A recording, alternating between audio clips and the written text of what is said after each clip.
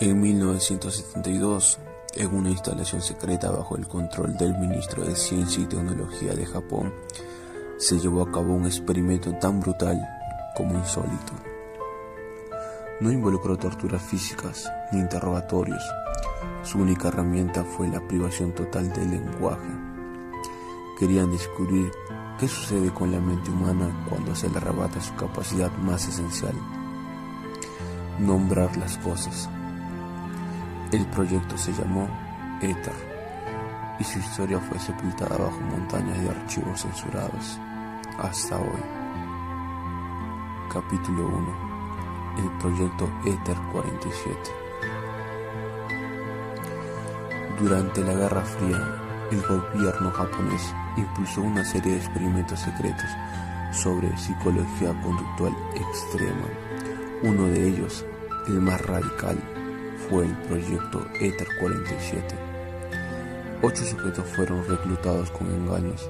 Se les ofreció trabajo como participantes en un estudio sensorial. Fueron aislados en un complejo subterráneo durante 203 días. Las reglas eran estrictas: prohibido hablar, prohibido escribir o leer. Todos los símbolos, letras, gestos y palabras fueron eliminados. Cualquier intento de comunicación verbal era respondido con estimulación eléctrica. La idea, según los científicos, era borrar el lenguaje para observar la mente humana en estado puro. Capítulo 2. Desintegración. Los primeros 30 días fueron aparentemente tranquilos. Los sujetos parecían adaptarse, pero muy pronto el lenguaje dejó de ser una ausencia y se convirtió en una necesidad dolorosa. Día 11. Comienzan a tocar paredes compulsivamente, como si buscaran símbolos. Día 19. Uno de ellos rompe un dedo intentando escribir en el suelo con su uña. Día 38. El sujeto 5 intenta hablar en sueños.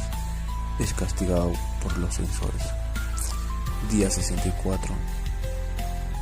Se produce el primer evento anómalo. El sujeto 3 comienza a emitir sonidos guturales rítmicos similares al canto budista, pero sin palabras. Poco después, otros lo imitan y se comunican, pero no con lenguaje humano.